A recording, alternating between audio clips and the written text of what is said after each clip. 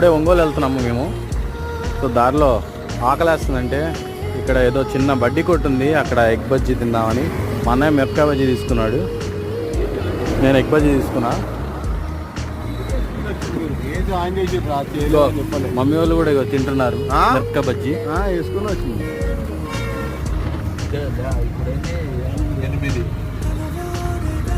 గాడి పెద్దనాన్నకు ఇక్కడ తీసుకుంటున్నారు. ఇంకా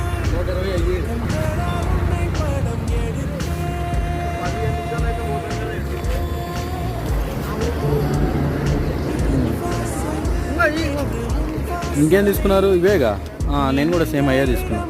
ఓకే రైట్.